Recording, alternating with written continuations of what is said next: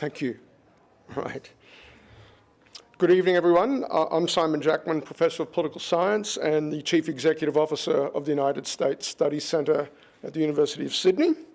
And welcome to the Mint, quickly becoming one of our favourite Sydney venues for a nice, smaller, more intimate event. And of course, the Mint stands on the land whose traditional owners are the Gadigal, part of the Eora Nation, and we acknowledge and pay respect to them. And of course, the University of Sydney, home of the US Studies Centre, also stands on the ancestral lands of the Gadigal people. Tonight, we're here to launch a new report by the Centre's program on innovation and entrepreneurship, titled Bringing Industry to Airports: How the US Experience Can Help Western Sydney Take Off. Now, the Centre's innovation and entrepreneurship program is supported by the New South Wales Government, with a charge to examine innovation in the American economy and what lessons learned, both positive and negative, might promote economic development and prosperity here in Australia and, of course, New South Wales in particular. And so with that mandate, the Centre's program on innovation and entrepreneurship has generated a lot of research on factors that promote and inhibit innovation and firm growth, comparing the United States and Australia on those metrics of innovation and firm growth. In this venue last year, we launched a report on AgTech, a landmark study, one of the few deep dives on that nascent industry in Australia. Again, we're a US Studies Centre, so no surprise, the US comparison figuring prominently in that, but with a special emphasis on the role of venture capital in that sector. And of course, second airports have been a big area of focus for us too, and indeed tonight's report is our second foray into this domain. Our first report looked at the general policy settings that help make second airports a success. And of course, the US has many examples of second airports: New York, Washington, Chicago, Dallas, Houston, Los Angeles, and San Francisco. But the report we're launching tonight, Bringing Industry to Airports, looks more specifically at the question of airports as industry clusters. Specifically, this report answers the question, what kinds of businesses thrive from being adjacent to a modern airport? What's the optimal sequence of governmental and commercial commitments that enable that? And given the long time horizons involved when you're talking about something as enormous as an airport, what are the nascent or just over the horizon industries that you ought to be thinking about as you go down that pathway towards creating what we're calling out there in Western Sydney an aerotropolis?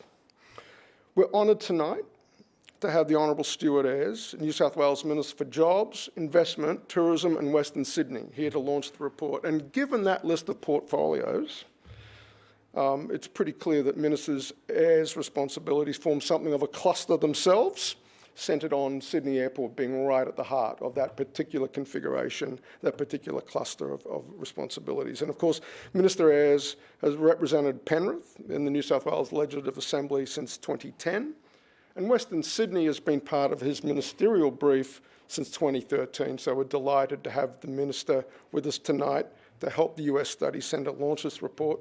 Please join me in welcoming the Minister.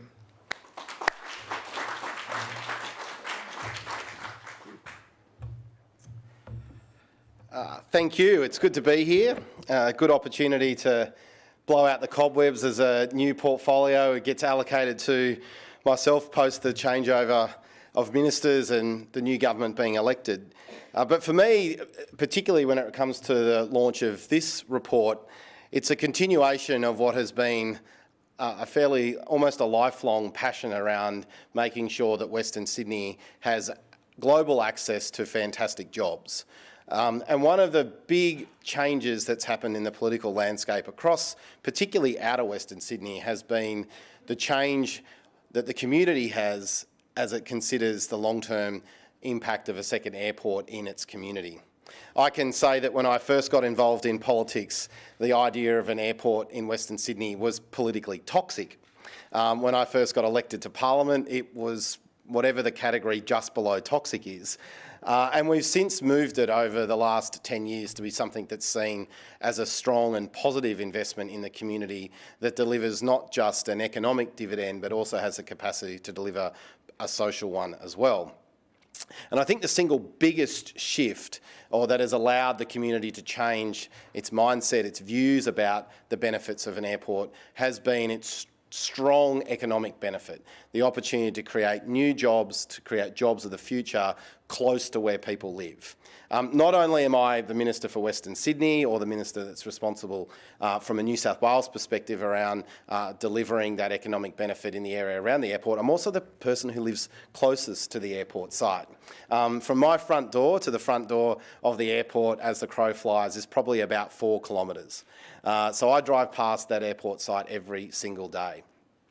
One of the things the New South Wales government created last year was the new Western City and Aerotropolis Authority, and that came out of what I thought was a groundbreaking piece of work across 3 tiers of government, the City Deal, which actually started life as a federal government policy around investing and working across 3 tiers of government that was set up by the Turnbull government. And its genesis came out of a policy position in the north of England when it was about trying to reinvigorate northern England mining towns. I'd like to think what we've done with the Western Sydney City Deal is something truly special, and it's also brought together 3 tiers of government in a way that we haven't seen before. The idea of having the Commonwealth and state government sitting around the table with the leadership of 8 local councils.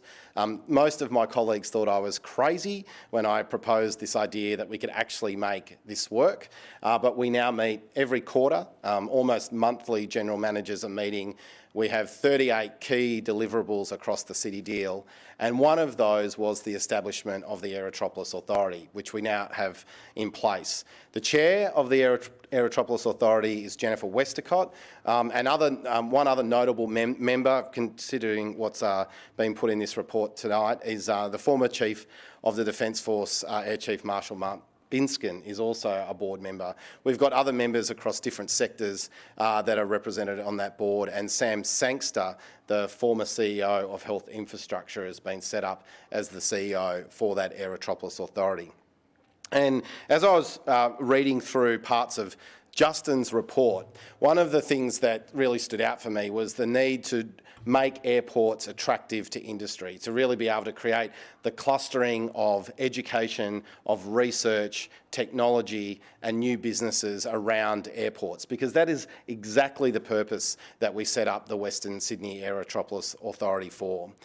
We've taken an area of around 11,000 hectares immediately surrounding the 1,700 hectares of the airport and given a clear mandate to the Aerotropolis Authority to activate that precinct.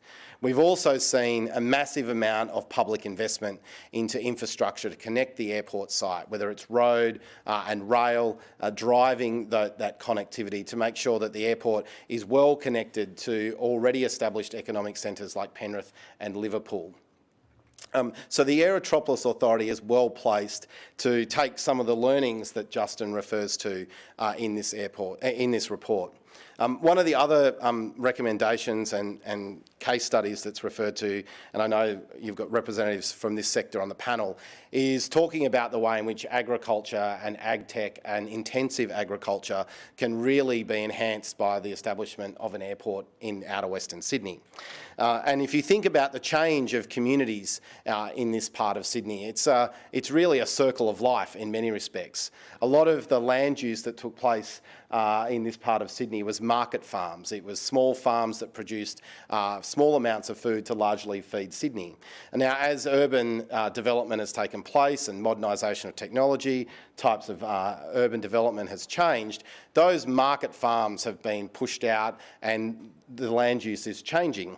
But the need for agriculture and utilising the benefits and the competitive advantage that we have in agriculture can still be activated in Western Sydney. And if you think about the intensive agriculture opportunities as well as the connectivity to the world through an airport, there's some really profound opportunities for growth that exist there. One of the interesting recommendations is around how you create clearance for agricultural produce here in Australia before it goes and accesses its international market. And I think that's one of the things that really stood out for me when I was looking through this report. The other area that I think is, it's obvious, right? The opportunity to draw out of defence and aerospace as a real driver of jobs. And I think it's critically important, and Justin also notes this as a key opportunity for Australia, to move out of the maintenance regime around aerospace and actually move further to the end or up the value chain and getting into advanced manufacturing and really leveraging out of the relationships that Australia has internationally. Mike was just saying from Northrop Grumman earlier that there's already established relationships that exist between organisations like Northrop Grumman in the United States and their Australian business, and another establishment partner in the Aerotropolis, Mitsubishi Heavy Industries. So we're seeing the opportunity for collaboration across these sectors already happening through the early stage investment in the Aerotropolis. I think it's critically important that reports like what Justin has produced continue to form our thinking. We are at the cutting edge of public policy when it comes to bringing 3 tiers of government together. We've never built a second airport in Australia. I think when you say that out loud, we've never actually established a second serious airport in a metropolitan basin that's going to function at the same scale and size as the first airport. And how do we bring lessons and learnings from overseas? I think the other components that exist in Justin's report are around the case studies, around how you can look at what's taken place, particularly in the United States, around investment attraction and growing industries. I think one of the real challenges that will exist for Australian governments is, what does the incentive payment look like? Is the incentive payment come in the form of special economic zones, taxation, offsets, or are you really looking at trying to generate a lower cost entry point through increased investment from the state and federal governments around trunk infrastructure to make those early stage and establishment startup costs lower or de-risk that investment? One thing I can say is that we're on a very long journey, and I think a lot of the things that Justin highlights in his report is that this is not just from one election cycle to the next, or just the establishment and starting of the airport. The long-term objective for the New South Wales government is to create jobs closer to where people live.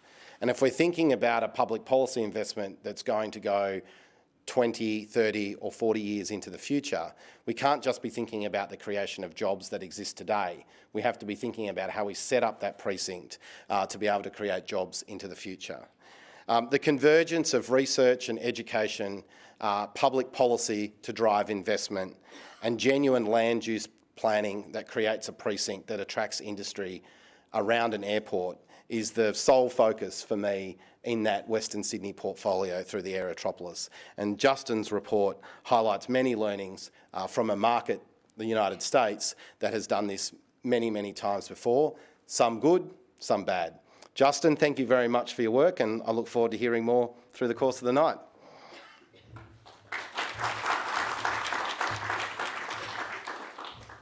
Thank you, Minister, and thank you for your service to the people of New South Wales and Western Sydney in particular. The running order now is as follows. Justin will deliver the author's report, will deliver a summary of the report with a 15-minute presentation or so, touching on scope and findings and the recommendations that the Minister's already alluded to a few of those. And then at that point, Claire McFarland, Director of the Innovation and Entrepreneurship Program at the US Studies Centre, will lead a discussion with Justin. But as the Minister also alluded to, we're joined tonight by Mike Gallagher, Strategy Director for Northrop Grumman Australia, Serena Lee, Director and co-founder of FarmWall, a very innovative AgTech startup, and Simon Ringer, Professor of Materials Science and Engineering at the University of Sydney. So that will follow immediately after Justin's presentation. Justin, the floor is yours. Thank you again for helping the US Studies Centre.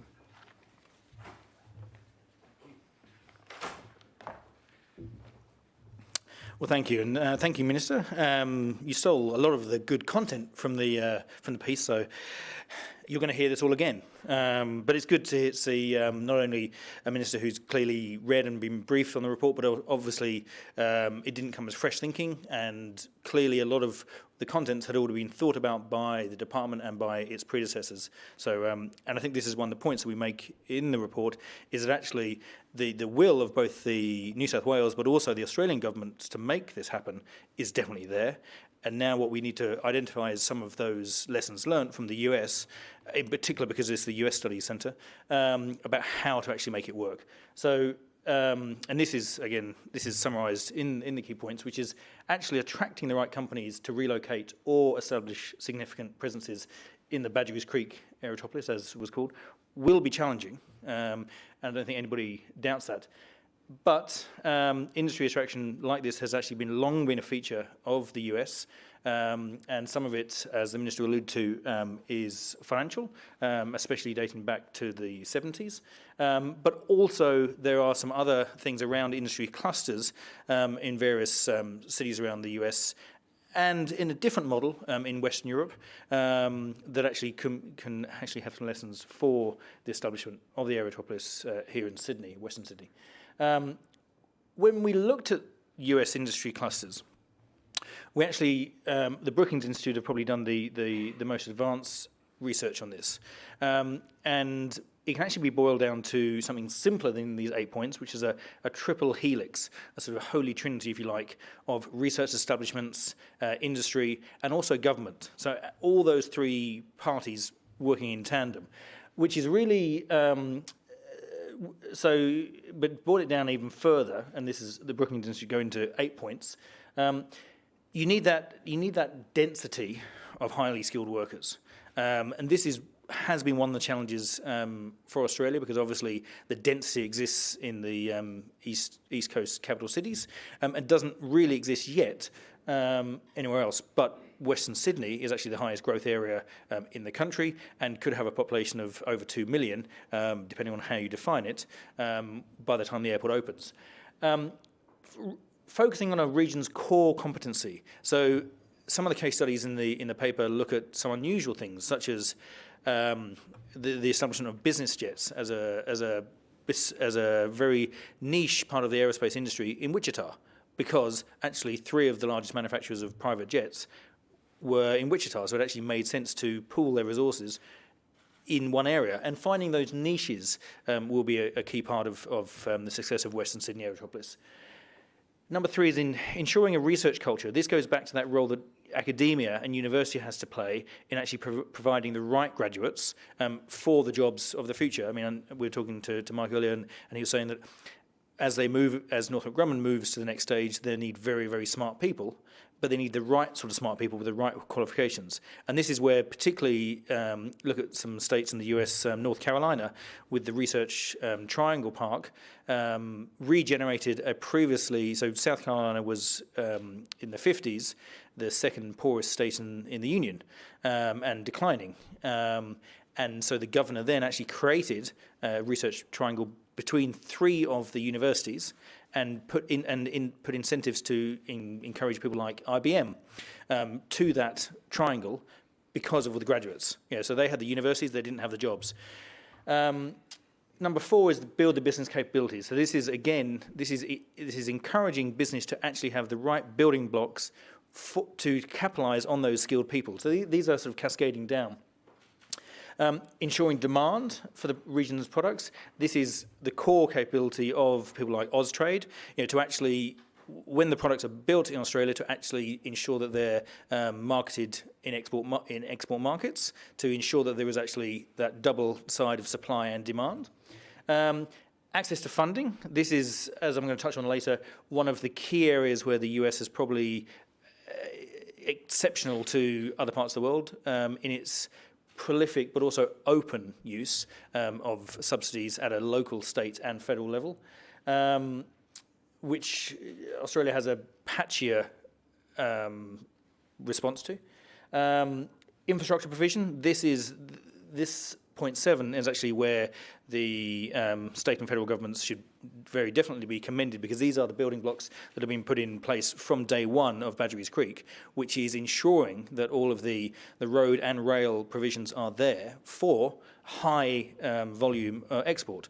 And it goes beyond that. I mean, the size of the Aerotropolis proposed in Western Sydney really meets this. It follows the sort of Dallas-Fort Worth model in a way of actually building it from scratch, but building it absolutely sort of perfect would probably be stretching it, but building it with the right infrastructure in place for industry from day one, because Sydney Airport is never built for export. And then regulatory environment. So, you know, this is obviously something that Australia excels at. It can place a high cost on business, the regulatory environment here, but it gives safety and security to companies willing to invest. So number 8 is already a tick for Western Sydney, and so is 7. But some of the other stuff needs to be built on. So we identified, so looking at the Aerotropolis and Western Sydney City deal, we identified 3 high-tech industries which actually have growth potential for Western Sydney. The goal really is to create a cluster around Western Sydney Airport where talented workers graduate from universities on site and go on to develop new products that are manufactured and exported right within the confines of the new precinct itself. And the industries we chose are almost in reverse order. Aerospace manufacturing is probably the hardest, but the highest value. Aeroponic, which is, I'll explain a bit more, and we have an expert with us as well, but high intensity vertical hydroponic farms that are growing fruit and vegetables for export in sterile conditions. And then medical devices. Medical devices probably is the easiest in some ways, because Australia already has a $2 billion export market, and the devices are not price sensitive. So these are the three ones we looked at. To look in more detail, so aerospace, the reason I say it's the biggest challenge is because actually Australia doesn't have any aerospace company in the top 100 globally of aerospace manufacturers. In fact, and we picked up on a tiny word that should be in the report earlier, it doesn't have the headquarters of any tier 1, 2 or 3 aerospace companies. People like Northrop and Boeing are obviously here, but it's not actually and by tier 1, 2 and 3, what we mean is tier 1 are the primes who actually do the final assembly of an aircraft, and then it goes down into sort of sub-assemblies and so forth. We, in Australia, only have tier 4 and below, which is maintenance, repair and overhaul, sustainment, but also some really advanced stuff like cabling and really bespoke components, but they're not integrated into the supply chain in a way that manufacturers in Japan and Western Europe are, and even sort of some parts of Latin America. And as a result, and also as a result of things like certification issues, SMEs in Australia have a poor access to global supply chains, and I should put a disclosure here. I'm also on the board of the Aviation Aerospace Association of Australia, and at that association we deal with this challenge all the time of having to get certification from EASA, the European Safety Agency, or FAA, to even inspect parts that are manufactured here. So that's a real problem. But there is a lot of goodwill and energy around this sector in Australia, and certainly things like a planned aerospace campus for Western Sydney Airport, things like the anchor tenant of Northrop Grumman being announced. And these are all positive signs. There are still challenges as outlined, and also the challenge of a split market. So actually, South East Queensland already has a fairly well-established aerospace sector. Victoria, and then South Australia has a ingrained defence manufacturing industry. So actually, the challenges for Western Sydney aren't only those, but they're also attracting it from other states. But what I alluded to earlier about Wichita gives you some example of how how cities in America could actually play to their strengths, and if New South Wales needs to find a niche. So actually, if you look at the top 10 aerospace towns in the US, actually the biggest by number is Seattle. But what this graph shows here is actually by specialization. So 18% of advanced workers in Wichita work in aerospace. So actually, as a niche, so Wichita, Kansas, is actually the most highly specialized city in the US in terms of aerospace manufacturer. And the reason being because there was this sort of buccaneering entrepreneur, Bill Lear, who bought Swiss fighter jets and decided to turn them into business jets and private jets. And people thought he was crazy. But the people of Wichita, Kansas, said, well, actually, it might just work, and we'll give you some money to try it. And as a result, the Learjet was born and became synonymous with private jets for 30 years. But they couldn't have done that in Wichita without Beechcraft and Cessna already being there, already being in that sort of private aircraft niche. So really the lesson there for New South Wales is actually to find a niche, and it could be unmanned vehicles, or it could be something else, and do that really well, rather than trying to be a generalist. Taking the next sector, aeroponic food, or high-intensity hydroponic. We'll get a better definition later. But again, the challenges are there that actually, despite being an agriculture-heavy country, actually fresh fruit and vegetables account for a tiny percentage of the agricultural produce exported by Australia. Only 1.2% of global fruit exports are from Australia, and even less of vegetables. Compare this to a country like Netherlands, which actually has about 35% of global exports of fruit and vegetables come from the Netherlands. And Netherlands produces 10 times as much fruit and vegetables as the United States, despite being less than a tenth of the size. And the answer is because ringed around Schiphol Airport in Amsterdam are these vertical sort of hydroponic plants where things are grown under hot houses conditions and lights with sterile soil and so forth. And they're exported just-in-time markets for Europe. So this is really one of the opportunities to invest in these sort of groundbreaking technology. And we've looked at some examples in the US. So in Colorado, I think this is the next slide actually, but so I'll just quickly do these and I'll go on to the case study. But freshness is prized. So already China is a major export market for Australian fruit and vegetables, for Australian agriculture. And that could be also for fruit and veg. But when we looked at what they're doing in the US, as I said, Netherlands is probably the world leader. But in the US, you've got the states that you'd expect to spend on AgTech, California, Massachusetts, New York. And a lot of this is going into precision farming, broadacre farming, and really modernizing traditional agriculture. But then you've got Colorado, a relatively small by population state, comes actually fourth in the table of AgTech investment, and virtually all of this is in some of this fields around aeroponics or hydroponics, and in fact they use some of the skills that they used growing illicit cannabis and made it mainstream and actually invested in some of this technology to actually bring this new industry to life. And one of the problems they were solving was that 97% of leafy greens in Colorado were actually trucked in from California, which seemed madness. And Colorado is a fairly progressive state as well, so they wanted to live locally. So this was, again, you can find more details in the paper about Colorado's experience, but it does show again that actually not looking at traditional, but looking at more innovative solutions in AgTech could actually be the way forward for New South Wales. Medical devices. This seems, as I said, in some ways to be the easiest because there's over 600 exporting companies already in Australia exporting high-tech medical devices, $2 billion industry. And the other thing about medical devices is that they're not price sensitive. This is a market which actually benefits high labour cost markets to make. So Liechtenstein, for example, one of the highest salaries in the world, but leads the world in dental implants, for example. But the problem here is actually Australia actually has a poor reputation for commercialisation of its research, and the US Studies Centre's written quite a few papers on this.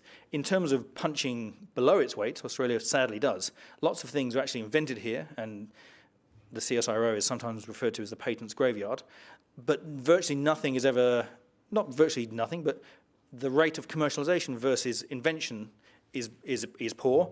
The federal government has looked at this and it's on the agenda, but does count against Australia in this regard.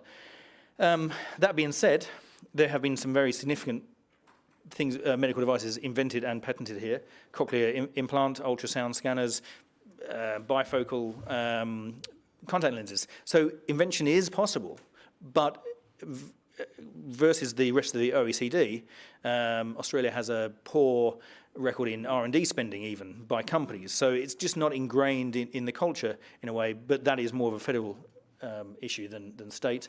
But again, we've picked something quite specific to look at, which is additive printing. And additive printing in layman's terms is 3D printing using hyper-precise alloys to actually make very precision parts.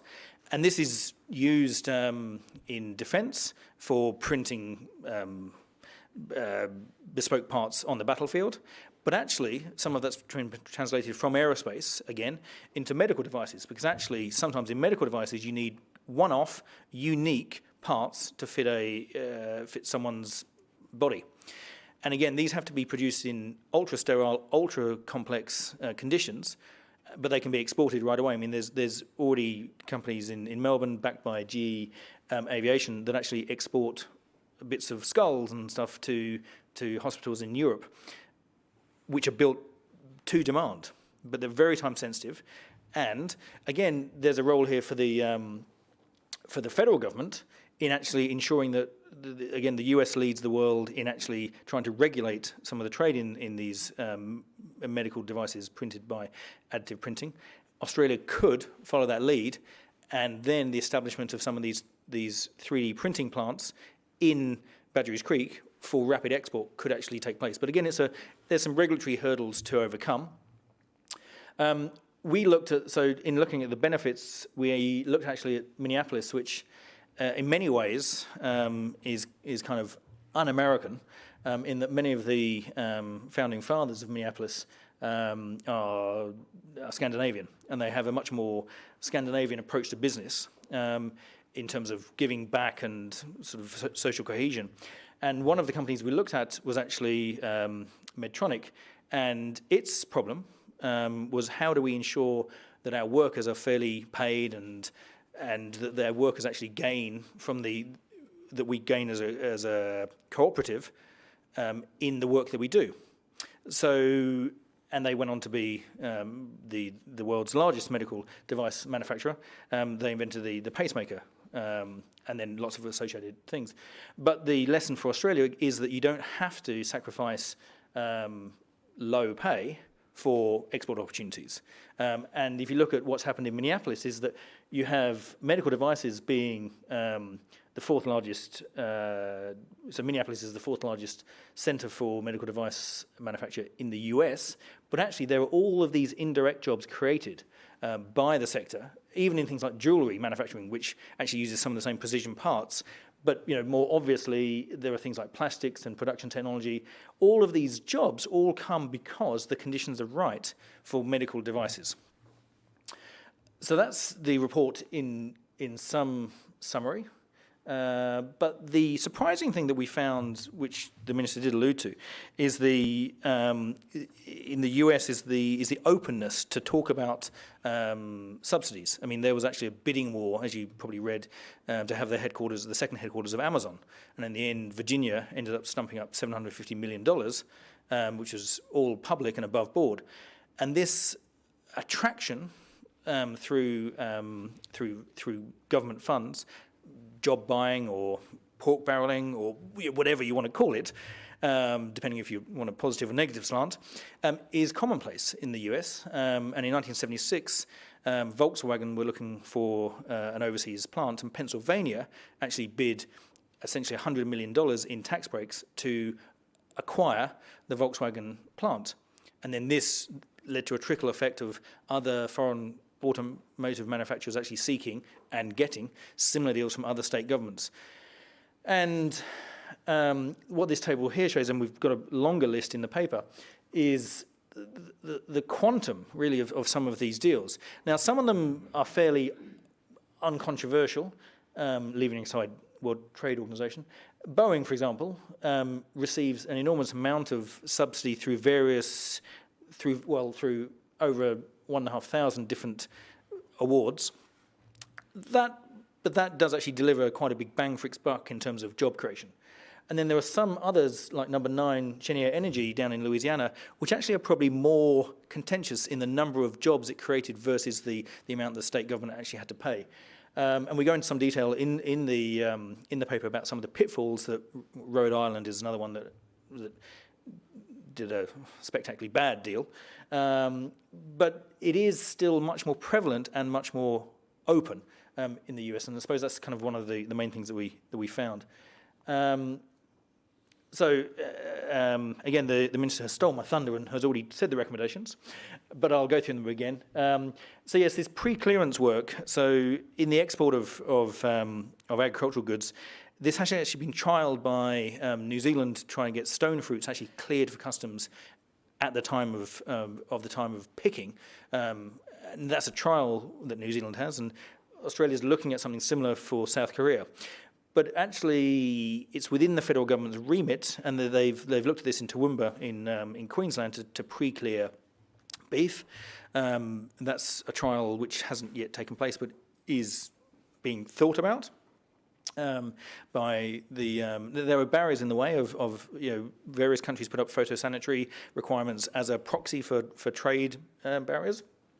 But if there was a will there to actually get products cleared at time of production through sterile environments, actually that could open up huge opportunities for horticultural exports.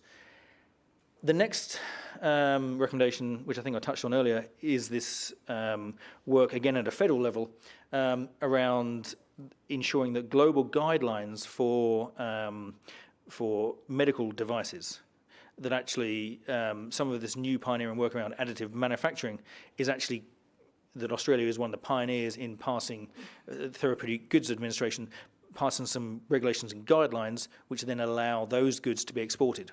And this is really an emerging sort of field. The US Federal Drug Administration, I think, is the first country in the world to actually do those guidelines, so Australia could be the second. Although I think Israel is about to publish its. The third recommendation is really to, and we're going to discuss this on the panel a bit more, but is how do we actually move aerospace manufacturing, from sort of supplier of a supplier level to being higher up the value chain. That's more complex because obviously we're a long way from the main markets, but there are again some things at a regulatory level around certification and mutual recognition of certification that can be done. But then the fourth one is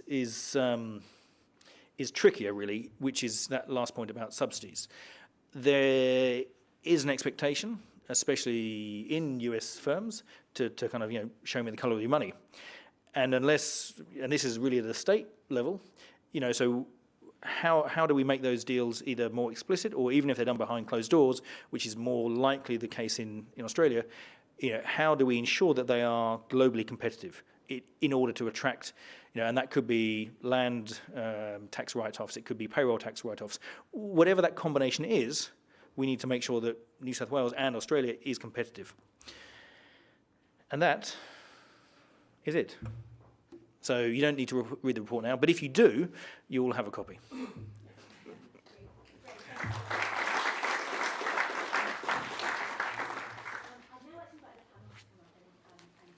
We're going to have a discussion really focused on the future opportunities around this. This has been a great report. To add to it, we've invited. I'll sit there. You sit over there. You can share. So let me introduce the panel to you. So Justin, you've already heard from. Justin is the author of this report and is a non-resident fellow with the Innovation and Entrepreneurship program at the US Study Centre. Simon pointed to me before, but for those of you who didn't see me sitting over there in the corner, I'm Claire McFarland and I lead the Innovation and Entrepreneurship program at the US Study Centre. Justin is one of our very valuable external non-resident fellows, and as Simon mentioned, this is his second report that he's written for us. Next to Justin is Professor Simon Ringer, who is from the University of Sydney and has two hats really. He's the Academic Director of Core Research Facilities at the University of Sydney. He's also a Professor of Material Science and Engineering in the School of Aerospace, Mechanical and Mechatronic Engineering, and is an expert in additive manufacturing, and so it's going to be great to hear his perspective on things. We also have Serena Lee, who is co-founder of indoor vertical farming startup Farmwall, and the first question that I'm going to ask Serena specifically to answer is around the differences between aeroponic, aquaponic, hydroponic. We'll come to that in a minute. And next to me is Mike Gallagher, who's the Strategy Director for Defence Industry Prime Northrop Grumman in Australia. And so welcome everybody, and the format is I'm going to ask some questions, and then you guys will get the opportunity to ask some questions of the panellists. So, and what I wanted to really focus on as part of this discussion is around, given that the airport is coming into its operational phase in 2026, I wanted to have a bit of a discussion about what do the future opportunities look like, and so that's really my first question is you know, to take advantage of this proximity to the airport and the focus that the New South Wales government has had in these particular industries that Justin has spoken about. What do these industries look like over the medium term? Simon, I'll start with you. What does advanced manufacturing look like over this kind of medium term horizon from your perspective? Thank you, Claire. Yeah, thank you. Well, certainly manufacturing is really changing before our very eyes in a really profound way, scientifically and technologically. And it's been touched on already that this idea of additive ways of making things where we can take tiny pieces of matter and pulse energy very locally and fuse them together, right? It's a totally different way of making things. We can then build up structures into shapes that we could have never considered that we could build, and we can build these up sort of bottom up, layer by layer. And, you know, the human beings pretty much know all they need to know about the elements on the periodic table. But if you even just think about the combinations of two elements on the periodic table, we haven't explored all of those. Think about the combinations of 3 elements, 4 and beyond, right? So suddenly the explorer space gets very exciting, scientifically, technologically, etc. And so the factory of the future is a very interesting place because now we've got, and Australia has a terrific opportunity to really succeed with this notion of a factory of the future. We're going to be doing new kinds of materials. We're not bound, you know, you talked about the qualification issues. Well, we have to reinvent how to qualify materials in an advanced manufacturing paradigm. We're going to be using AI kind of algorithms to help us to do that. There's going to be a lot of autonomous systems in here. And so they're all things that actually Australia's pretty primed. And of course, to finish there, you know, when you look at all of the reports that the big consulting firms are putting out about additive manufacturing, advanced manufacturing, the only argument is to how many $1 trillion is this going to be worth in the next 10 years. So a lot of changes are happening. Yeah, great. Serena, from your perspective, what is, and I mean, I've had the opportunity to see the one of your farm walls here in the city when it was here as a pop-up. What's your perspective on the future of agriculture and what it looks like? Yeah, it's a great question that we often ask ourselves because agriculture is changing very rapidly and in the face of some of the world's biggest challenges with climate change and just unpredictable weather. Also, the value of the land keeps getting higher and higher in these outer city areas. And yeah, as we keep developing, and we need to be replacing that horizontal traditional farming land with something. So AgTech it holds a lot of potential to be a real support mechanism for growing industries because of the export market possibilities as well, which is a huge opportunity with this particular case, but also just from a broader perspective of produce that is more reliable, it's more efficient, it's grown faster. The cost can be brought down cheaper. We can start collecting much more data and then using that to really support farmers as well. And also from a health and nutrition perspective as well, it's really important that as these economies are growing and as the Aerotropolis really takes off, that we have enough food to tap into the potential export market in Asia, for one, but also be resilient and sustainable enough to feed all of the people and the predicted population growth that Western Sydney is going to have through this development. Serene, can you explain for everybody here what the farm wall looks like and how it works? Yeah, Just briefly. I wish we had some pictures. Yeah, I should. Yeah. It's quite a visual spectacle. So our flagship design is called a farm wall, and it's a unit that's about the size of a bookcase. It's 2 meters tall by about 1 meter wide. It's got 4 tiers of growing levels, and at the bottom there's a fish tank. So it uses the principles of aquaponics to grow microgreens, which are a very high value, high nutrition food product. So how aquaponics works is fish produce waste, and then that waste is transformed into nutrients that are absorbed by the plants, and the plants take out everything they need, and then they return the water back to the fish. So it's a highly efficient method of farming because all of the water is recycled. You never have to change it. It's quite sustainable in its usage, and it's in a larger scale, it can actually be a 2-crop out of one system because you can farm fish as well. So the farm wall is a micro version of that we put into cafes, restaurants, schools, workplaces, so that we can use it as a bit of a showpiece to start the conversation around the future of farming, future of food, and also give patrons, employees, school children a really interesting talking piece just to start that conversation around what our future cities are going to look like and how we're going to feed all of these people. And the difference between aquaponics and aeroponics is that aeroponics grow plants in the air, is that right? With nutrient mist? Yeah.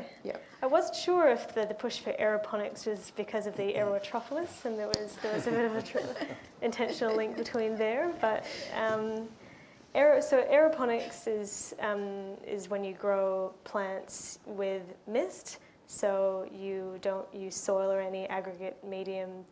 Water gets misted and the roots dangle in air, and water comes down in increments. So they get all of the nutrients that they need from that mist. They get the appropriate levels of water without any of the mold or the stagnant pest issues that result from having still water, and they're very oxygen rich because they're completely exposed to the oxygen at all times, so they have a very, very high production, high volume, high yield. Hydroponics is similar, but hydroponics is when they grow in water and then you add the nutrients into the water.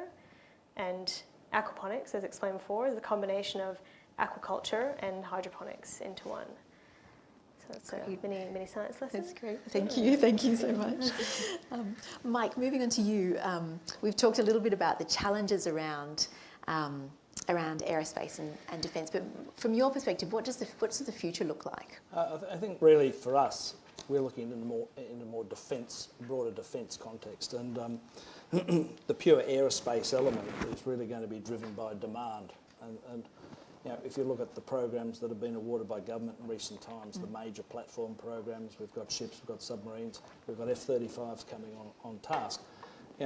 Do we have the throughput we need to have that? So we're looking at a much broader defence perspective, and when you look at the government's commitment to the $200 billion expenditure over the next 10 years in the investment plan, there are a raft of high-level, high-quality systems architecture-based programs that are coming down the track: integrated air and missile defence systems, integrated battle management systems, communication systems that are going to harness the data that's coming, and people may be familiar with the Triton aircraft that the government's just committed to.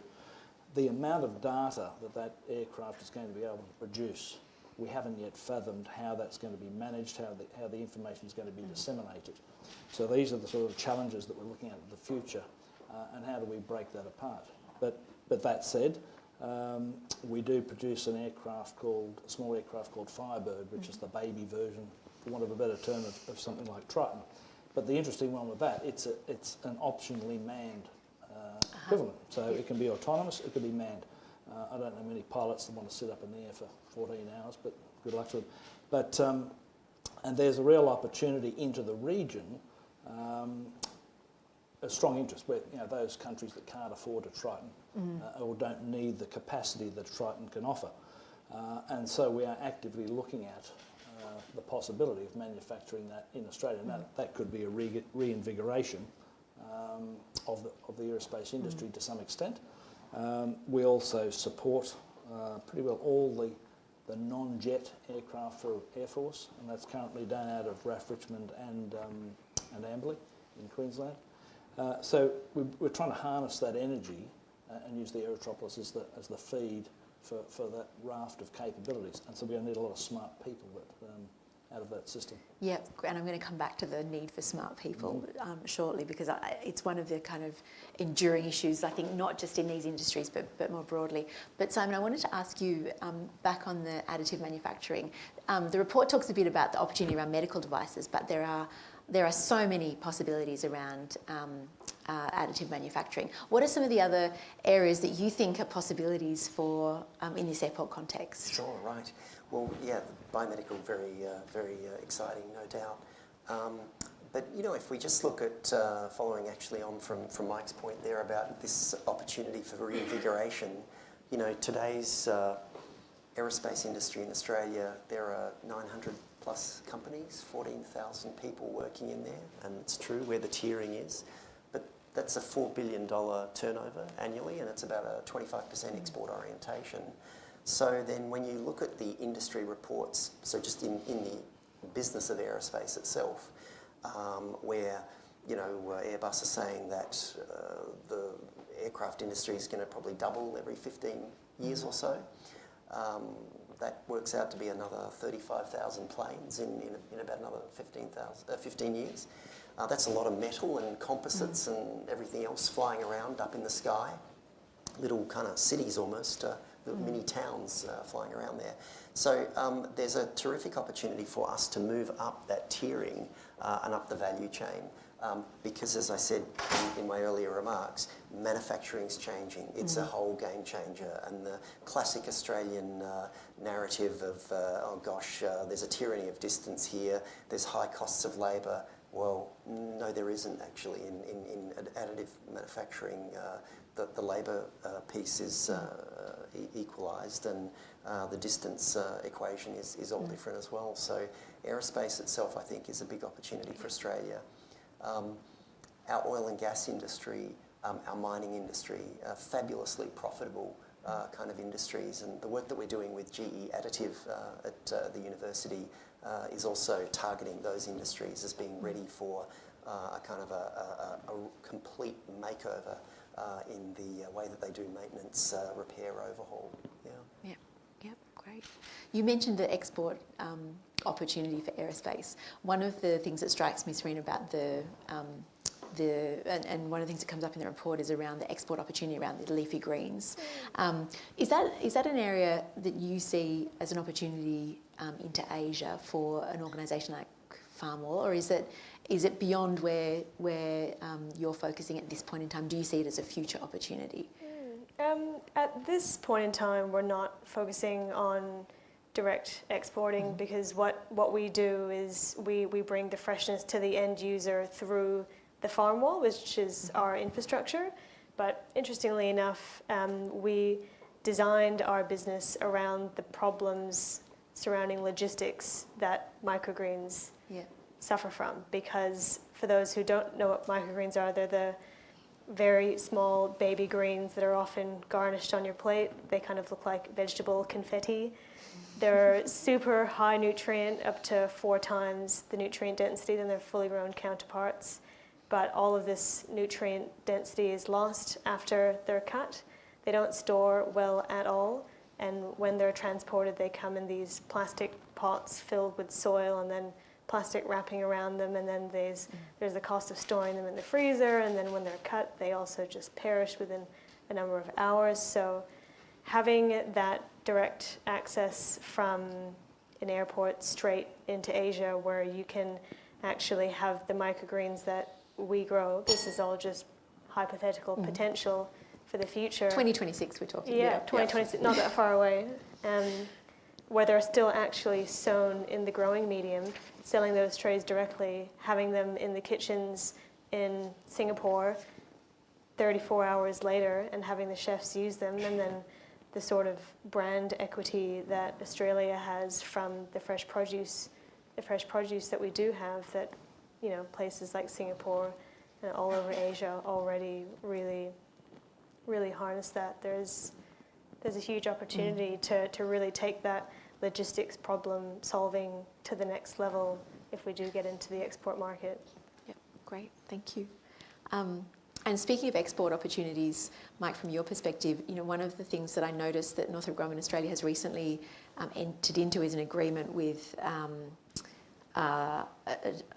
the federal government around, and it mentions specifically working with SMEs and engaging with them. And I'm assuming that that's about pushing SMEs into the supply chain, which is one of the challenges that Justin spoke about in the report. Can you talk a little bit more about what's happening there and how that's working? Yeah, I mean, there's a government policy that really talks about what's the Australian industry capability That's the one. opportunity. You know, so it's a commitment, and it's just recently been revised so that any contracts, I think it's now over $4 million, must have what they call an AIC commitment. Yep. So that's the, any company that's awarded a contract over that value must bring or try to bring in other local capability into the project, acknowledging that not every company can do everything. Yeah. It's all about strategic partnerships. The interesting one that we signed down at Avalon is the first time we've ever done what's called a foreign military sale and revised as what's now known as a cooperative program, because Australia and the US Navy are doing this Triton activity together. So as part of that, we have an overarching deed that commits us to doing work with and bringing work in for Australian companies. And within that program, locally, for the 6 or 7 aircraft, depending on where the government's going to go with that, it's a commitment of about $240 million that will flow back into Australian companies. And if we're successful there, we're buying 6 or 7 aircraft. The US Navy is buying 68. Yep. So the opportunity for Australian industry to now be part of the other 68 aircraft is really quite significant. So that $240 million for 7, if you can do a multiplication on that, becomes really quite an opportunity. And we've just awarded our first contract to a small company called AME down in Victoria that does the cables. So that's an initial award, so they'll go through the qualification process, and if they're successful, then we'll see that company rolled out across 70-something aircraft in time. And so we apply that across the board. We also then have a thing called the Global Supply Chain Deed, and the two are separate, but they do actually overlap. So that's where we as a large defence prime are looking for Australian industry capability that we can introduce, in our case, into the North American market, into a number of key programs.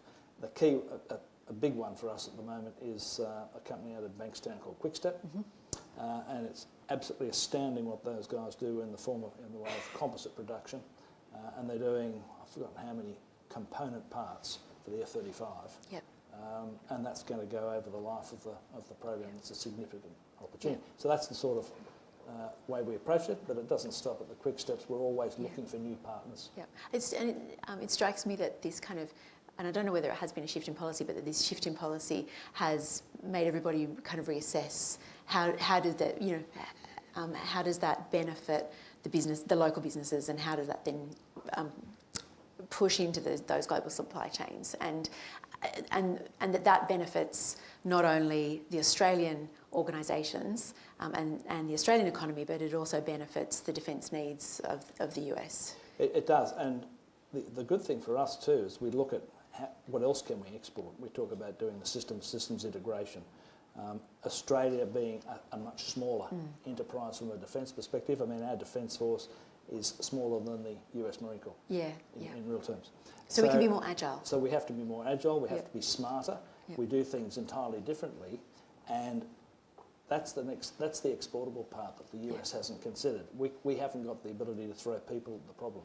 We've got to do it cleverer, smarter, faster.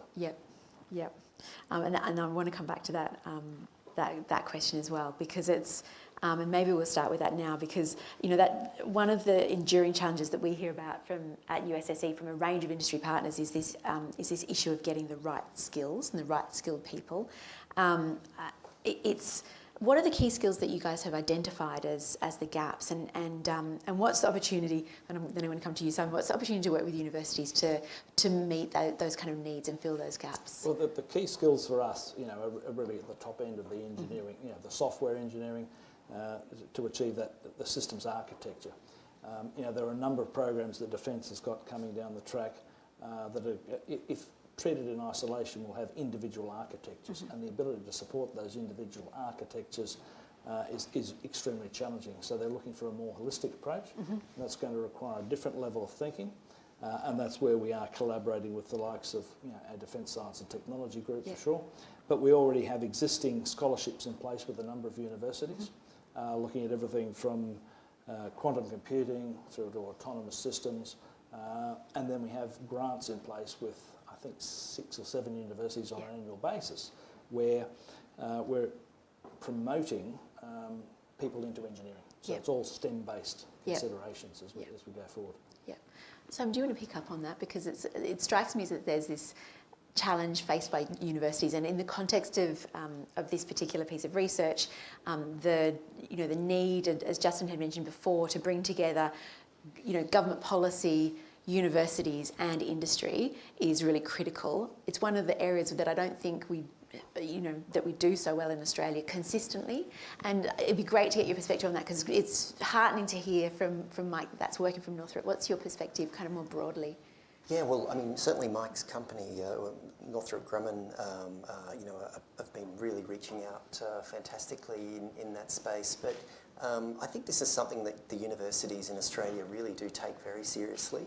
And I must say at Sydney, we really think we're onto something with this in terms of bringing companies onto our campus, getting our students in co-op programs, working over summer scholarships with the companies, and already in their undergraduate experience coming up close and personal with the frontier challenges of the companies. And typically the companies, this might be true in Mike's experience as well, is we're fiercely proud of the terrific students that we have on these Aussie uni campuses. They're by and large, they're superb, and we're constantly delighted and kind of stunned really by their passion and their ability to really make great contributions. The universities love this business of comparing various criteria, and one of the criteria in the World University Rankings is around graduate employability. The Australian universities do very well. Sydney is a top 10 worldwide university in that regard. So we know we've got to keep at it, but it's about that student engagement, having companies come to us, spend time on our campuses, and help us with the course delivery, in fact, and of course the student engagement in the organisations. It's interesting because it kind of flows into another part that was one of the observations in this report that's around that research culture. And Justin kind of touched on the point that in Australia we're not really so great at we have a strong, and as Justin mentioned, we've got other research that looks at this. We have a strong research culture in Australia, but we're not so good at then commercialising that. Do you see that as a real challenge, or is it a furphy? It's vitally important, because the university doing that great, and that's where the collaboration, the cooperation comes into play. And I think what the government's done here is the creation of the Defence Innovation Network, the the 8 universities. Yeah. But then the truncation and the consolidation of that into the multi-varsity, as they're describing it, it's going to be huge dividends, I think, in the long term for every industry that's going to be part of the Aerotropolis, because you're going to have this cycle of life, and having different industries, the universities, the ability to work collaboratively with the universities, shape the courses. It's going to be a standard course, but tweak it a little bit to suit the sort of people that we will need, or you'll need for the hydroponics or aeroponics. Sorry. It's that collaboration that's going to build the base, and I think that will have huge dividends in the long term. Yeah, great. So do you have a perspective on that in terms of the challenge around commercialising R&D in Australia? Is it something that you guys have come across? We have started working with one particular university, but we've actually found it quite challenging to get the lift off. Yeah. I think we just like to do things really, really quickly. Yeah. And that has been a challenge. But we do get a lot of university and student engagement, in particular for work experience and also skills around showing the commercial outcomes of hydroponics, aquaponics. A lot of the time it's students that are doing things in labs behind closed doors, and they don't often get to see where their skills are applied and the real meaningful aspect of how it can be integrated into life. And because we do a lot of front customer facing side of things where it's shiny and it's glossy, and they actually get to learn that interaction and see people interacting with their product and having that engagement around it, it's been really good. And also we're a very small company. I can count the amount of employees we have on one hand. So whenever people offer to do things for us for free, we always say yes, especially really bright students that are always willing to do research. We've got a team of MBA students from La Trobe University that are helping us with market analysis. We've got Melbourne Polytechnic horticultural students helping us grow produce in their greenhouses because they need a place for it to go in the end. Yeah. So we do try and link up with academic institutions as frequent as possible, because it is really important to show how the future of these industries from the get-go, from the very beginning. Yep, great. Thanks, Serena. Justin, last question to you before I open it up very briefly. Was there anything else in the report that you didn't cover that has kind of been sparked out of this that you wanted to talk about? Well, anything that struck you as you were doing the research that you didn't get to cover, or that I cut out of the report when I was editing? What did you cut out? Lots of detail, but honestly, I should thank the whole editing staff at USSC. I'm always grateful for good editors, and they really polished it into much finer form. But no, really, the size of the market really in the US is something that which we covered in the first report. Actually, these city pairs that you need to have a functioning airport really don't exist to a great extent in Australia. There's 178 cities in the US with a population of greater than 100,000. And actually, that's what you need for functioning commercial air transport, and then you can build the industry around it.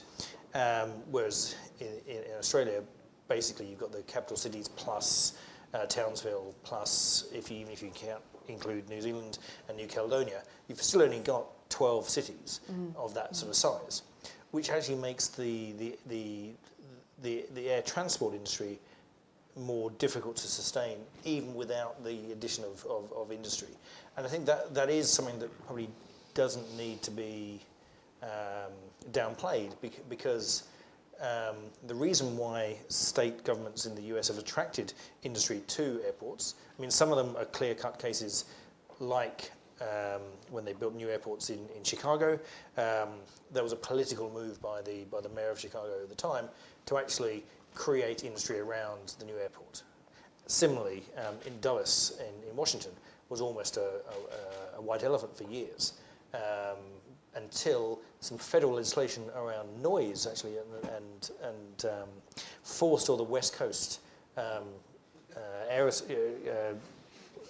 airlines to actually land their noisy jets in Dulles because they weren't allowed to fly into what is now Reagan National. So there were some sort of pieces of legislation that actually helped second airports come up, and I think in Australia we've had a fairly we don't, apart from Avalon in Melbourne and arguably the Gold Coast serving Brisbane, we don't really have second airports here, so we haven't had that need for kind of government, heavy hand of government intervention. To what extent we can with Western Sydney, I think is still questionable, because you've got a fiercely competitive private entity in Sydney Airport Corporation, which will look at any government legislation that favours the new airport harshly, as it should, because it's responding to its shareholders' demands. It's a different dynamic, and I think it is another dynamic that actually needs to be considered in the light of looking too closely at the US for examples. Yeah, that's great, thank you. Now, I'm going to open up for questions. We'll start here. You obviously knew I was coming straight here. Thank you. Thanks. Susan Pond from the Smart Sensing Network and a few other places.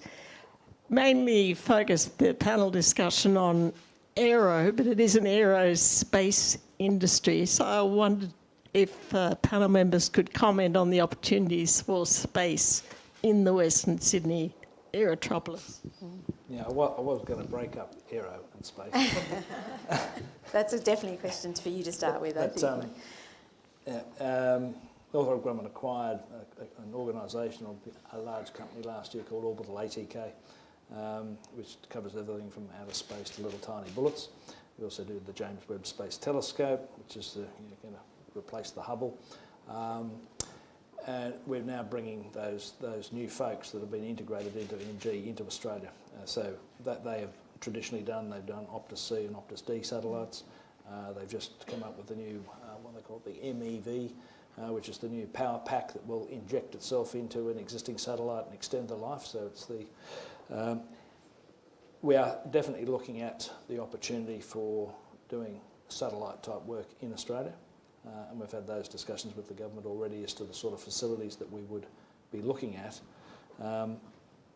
Whether we export the satellites or we launch them locally is yet to be determined. We don't have that capability, but certainly the investment in the space, and particularly with the New South Wales government signing the MOU with the Space Agency, is really quite key for us to grow that capability alongside the pure aero part of space.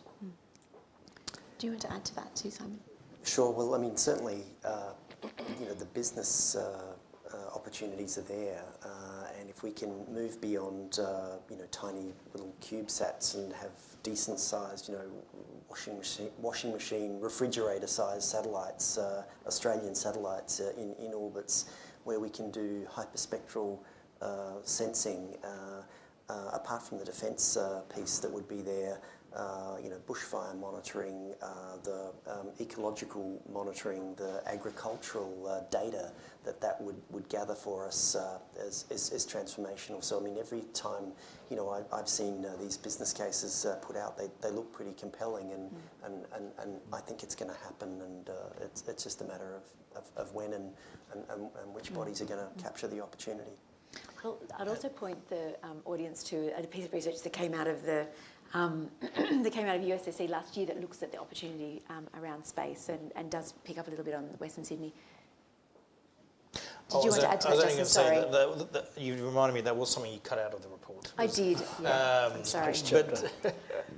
But when establishing the Australian Space Agency, the launch facility was always going to be in the top end because it's close to the equator. But there was a bit of jostling for position around where the actual headquarters would be. And I think, like Mike said, the MOU signed between New South Wales and the agency is a sort of consolation prize, I guess. But it does offer lots of opportunity because there are lots of states, well, there's only 3 states in Australia actually jostling for that position of actually who will make all the stuff that's transported up the Northern Territory to be blasted off into space. So. Yeah, there are other opportunities. I mean, we actually do what they call the beer keg that goes up and supplies the space station. Oh, yeah. It goes up as a beer keg full of goodies, and it comes back as a trash can.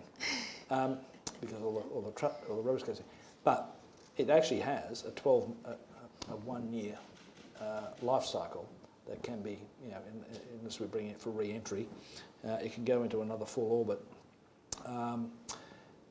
So we can put experiments on that. So it opens up a whole raft of other opportunities for Australian industry as we build this space capability locally.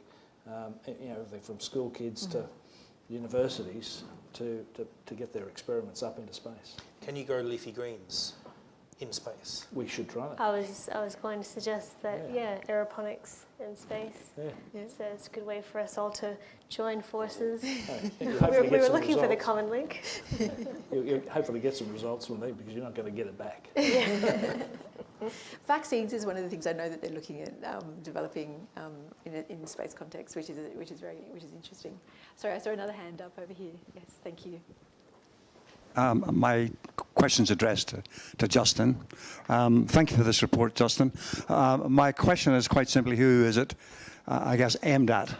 And the reason I'm saying that, there's a few things I've noted in here. For instance, the bit about investing money, the government, etc. Unfortunately, here in Australia, our successive governments have been notoriously neglectant of manufacturing. If you don't dig it up, they're not interested. And that, to me, I see as a major barrier. I also wondered whether this was done on sort of academic research versus field research. The reason being, you may not know this, but Western Sydney Airport sits about 50% in Badgerys Creek, 50% in Luddenham. Neither Badgerys Creek nor Luddenham have a sewage system, and most of the area has no water either. So therefore, getting the agribusiness thing running requires a lot of infrastructure to be done. And right now, from discussions with this government, no one has any plans to do that, particularly not Sydney Water. So as I say, who is the report, address that? Well, thanks. And unfortunately, the minister's left us. But you're right. I mean, Unfortunately, or we maybe put the question to you. fortunately. But you're right. These are, the work the US Studies Centre really does is looking at some of the best case scenarios in the US and examining how they might apply in the Australian context. But all those three export opportunities that I mentioned or that I highlight all have their challenges.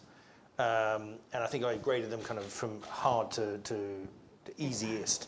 High intensity, precision agriculture, whatever, lies in that middle, really for that reason, because actually there aren't the systems there, very poor soil quality, and yes, you're right. I mean, I live in Eastern Sydney, so I refer to it as Badgerys Creek, even though I know it's more complex than that. But yes, I mean, the Farmers Association highlighted the fact that actually it's not very arable land anyway. This is why traditional agriculture couldn't work. But this is where some of this forward thinking about actually, yes, if we could put together a plan and actually find the investors to actually build these facilities, then actually there could be a way to convince Sydney Water or somebody else to actually supply it. But actually the thing, and I'm not the expert on the panel, but a lot of these ponic systems, hydro, aqua, aero, actually have much greater efficiency, water efficiency, than traditional agriculture. So actually, you're not injecting as much water as if you were doing broad acre or anything like that. So the return, and if you can use aquaponics, you're actually reusing that water anyway, which is re-oxidizing itself. So yes, I mean these are forward. So the short answer is this is a forward-looking piece saying work is underway to attract industry as yet undefined to Western Sydney Airport. These are three possible areas if governments, both federal and state, and to a lesser degree councils, were forward-thinking enough, and I take your point that they're perhaps not, but we do have a 4-year electoral cycle in New South Wales that once we can get this federal election out of the way, is a fairly good clear run. And, things might be possible, but I accept that, if you're a command economy like China, you could probably say, do it, and politics gets in the way here. But Are there any other questions? Yes, over here. Thank you. Justin, you spoke a little bit about... Oh, sorry, microphone's coming. Hi, Justin.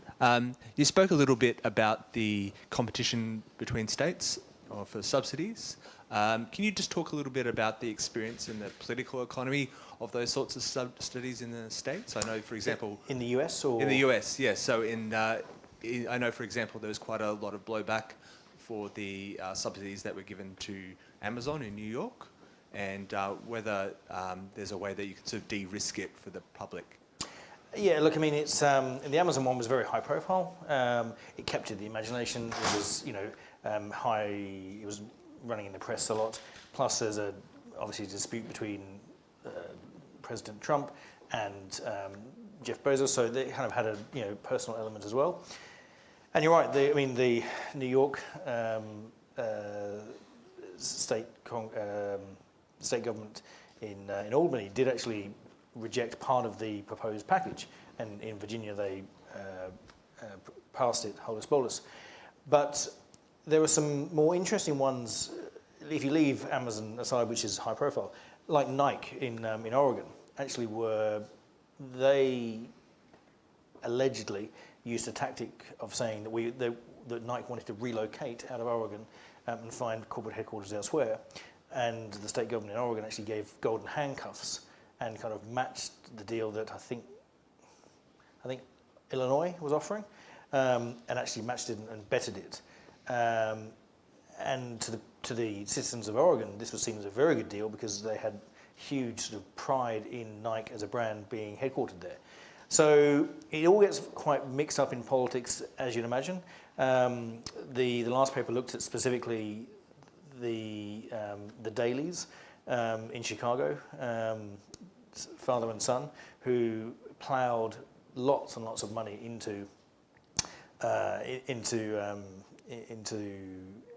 O'Hare Airport, and became and cemented its place as at one stage the busiest airport in the world. And a lot of that was use of city and state government, and all really locking in Democratic support at a Congress level and at a city government level for decades. So there definitely is that vote buying power of investing in airports, as long as the citizens believe that it was a good deal. And I think I mentioned, and in the report, there's two examples. Louisiana, which invested in a oil pipeline, which I think broke down at about $37 million per job, which the citizens of Louisiana thought possibly was misspent. And then Rhode Island spent $75 million luring computer games manufacturing, computer games software company from Massachusetts to Rhode Island. And then, of course, the company went bankrupt, and Rhode Island was left with a poor return on investment compared to what it had in the 2 years that it was operational. So there definitely are some bad case scenarios, and it is very much a case of vote buying or job buying, and it's just much more naked in America than it is here. Now, I'm conscious that we're now standing between you all and a drink, so if anybody's now brave enough to ask a question, please let me know. But given that I see no hands, I think all that remains is for me to thank Justin very much, to thank the panel, Simon, Serena and Mike, and to invite you all to please take a copy of the report, please read it. The audience for these kind of reports are both people like you, the educated public, and also government policymakers, and we hope that they hear our voices. And thank you very much for coming out this evening. Please come and join us for a drink and we can continue the conversation. And thank you very much. Thank you.